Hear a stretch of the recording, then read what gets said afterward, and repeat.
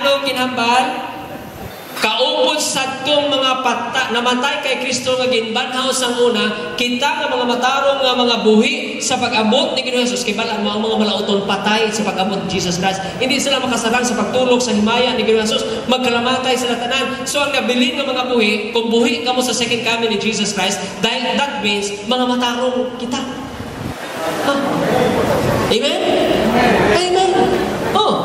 Kagkaupod sa itong mga nabanhaw sa una dira kay Kristo Jesus, nga mga patay dira sa nabanhaw sa una, kaupod nila, dungan kita nga magasugata kay Ginoong Jesus sa langit. In other words, wala sa mag-una sa aton to. Sakto to hambal ni Pastor Agudo kina. Amo to nga, hambal ko, amo ni Pastor ang mga presentasyon niya nga insakto. Bible-based gin. Pastor Agudo? Damo pa na siya, tago-tago ta. Amo na nga, patipuslan nyo gid siya, kada Sabado, pag-imbita ninyo, hambalon niya, Pastor, ang pares ba sa itong in-lecture mo dito sa Sumag Church? Paliktura siya nga, paliktura.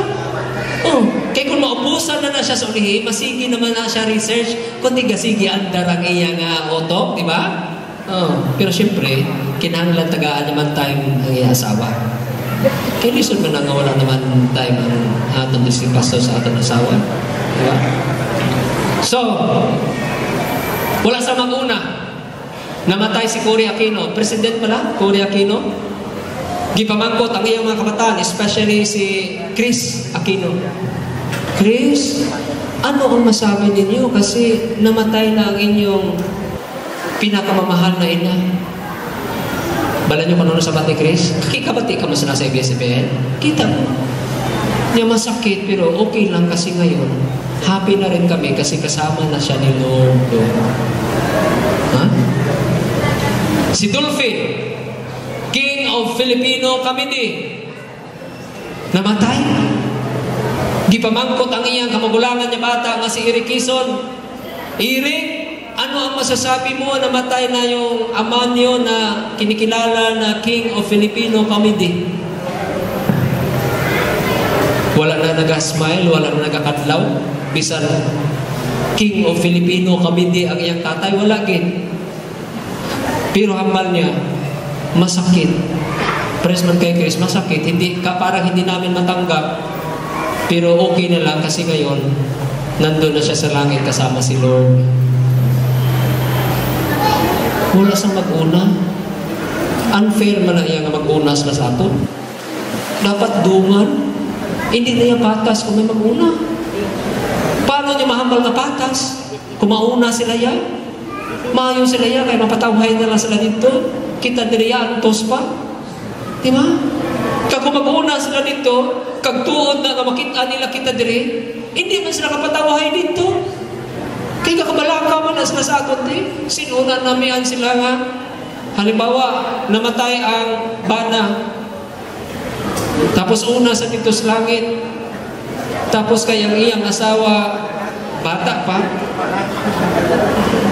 Hindi asawa sa iban, ikita niya. Happy siya dito. Daw hindi kita mo. Amo na sawali pala ni Pastor Berliso. Hamba niya, kinahanglan nga magtipon kita kay savings na naton for the future. Karon kay namatay ang bana, ang asawa bata pa, namanaliwan, pero ting haya-haya sa iyang bana kay may savings atong una nga bana nga namatay. Amo na mga bana, kamo na lang mag-decide. Amo na nga samtang pwede pa, tipon ka mo sa kwarta, okay man nga may savings. Pero kamo na lang mag-decide na, kung tudlo sa inyo. Iba si hambal ka mo, ano ba kayo hambal-hambal ni Pastor Caleb? Amo to nga, hindi na kami mag-savings.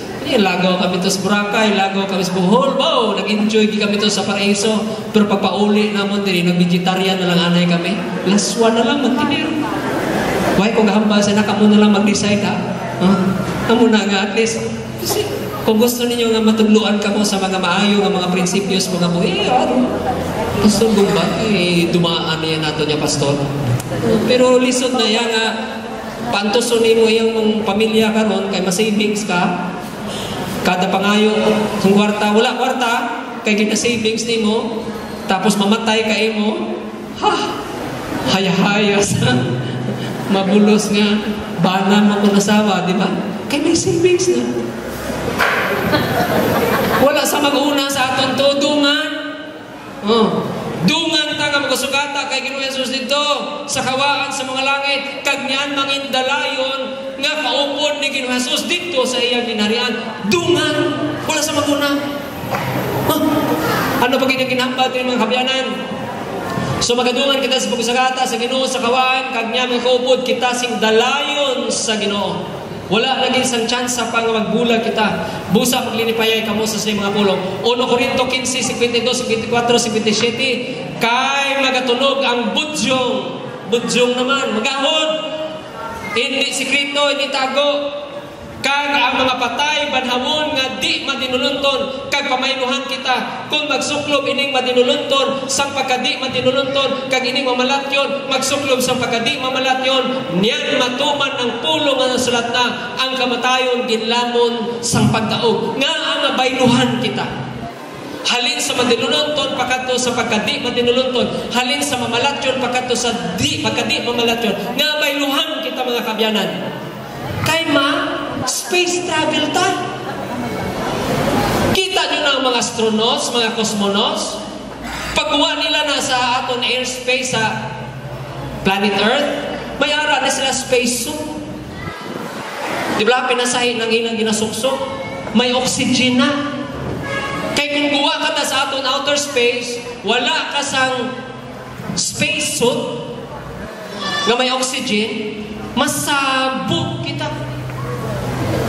Di kay hambal ni Lindsay White, matravel kita through space for 1 week. Pag abot natin sa ginharian sa Diyos, dito kita manimbaho na. Di, wala man sang space suit nga ihatag sa aton ng Ginoo suno sa Biblia. Amo na nga pagsugata pa lang natin sa Adras Kawaan, bayluhan na nga daan kita. Nga pagguwa natin sa outer space, hindi na tamag sa boom. Kaya wala na dito oxygen. Hindi kita magpabiling nga amo sini.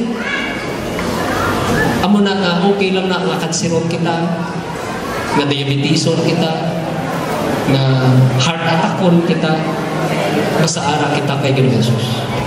Kay maabot ang adlaw, buhion kita ni Jesus Christ, kag hindi nagit nga mapatay pa. Tungod ka pamayluhan ang atong mga lawas, sang lawas nga di naging mamatay, di naging madunot pa. Amen? Panayuno nato ni. Apang salamat sa Dios nga naghatag sa aton sang pagdaog paagi sa aton Ginoong Hesukristo. So ang kadalagaan naton dira lang sa aton nya Dios pinagi kay Ginoong Hesus. Amo na nga kung tun-an naton ang kaangay sini nga mga pagtulunan sa bala niya kasalatan, makahambal kita ba salamat sa Ginoo. Pwede gali nga magpagabuhi ako nga may paglaom. Yeah? Kay dili daw perdi kita sa kamatayon, apan kun ara kita kay Kristo, kita magaminalagon amo ning atong paglaom. So ang ikaduha nga pagbalik ni Kristo, amo ang aton nga paglaom. Ano pa ang matabo kun nato na didto kita sa langit? Isaiah 35:5-6 kag 10. Niyan ang mga mata sa mga bulag pamuklaton, kag ang mga idulungog sa mga bungol mabuksan. Niyan ang mga piang magalumpat subong sa musa, kag ang dila sa mga pa magaamba. Kay ang mga tubig magagwa sa kamingawan, kag ang mga ilig sa disyerto, kag ang mga tinubos sang Ginoo magabalik, kag magabot nga may mga inamba sa Sion sa dayon nga kalipay, kag ang kasubo kag ang panghayhay magapalagyo. Kita nyo na? Wala na sang bulag, wala na sang bungol, wala na sang apa, wala na sang piang. Anuhon man nimo ang langit kung bulag ka? Lagi pamati ka na lang na kung ano katahom dito, di ba? Hindi kumpleto. Lain ginaya kung makita mo, di ba? Ano mo man ang langit kung bungol ka, kung apa ka, kung piang ka, ang iba niya taglong, ikaw iya mo gatiko-tiko, imo lakat. Sa bagay, okay lang man, importante nga, ato ka dito sa langit, wala ka dito sa impyerno, di ba? Pero lain ginaya na kung lakat sang iba, taglong, kundi taglong man ikaw. Kung makakita sila, lain ginaya, makakita ka man. Kung makabati sila, nami ginaya nga makabati ka man. Kung makaamba sila sa pagdayo sa Ginoo, may tunog nga gagawa sila mga baba, maayo man nga makaamba man kita, nga may gagawa man nga tunog sa ato mga baba dito. Amen? Amo na nga alalangay dito. Ato dito ang tuod nga hustisya. Ha? Amo na nga dito manginlunsay gid ang aton nga kalipay kakasadya tubtub sa walay katubtuban kay wala na bisan pa sa mga physical disabilities. Dulaon na tanan sa Ginoo. Sino mga bumol diri sa bungaga? Siyempre, kay bumol di ka mo kabati. May paglaon. Ha? May paglaon.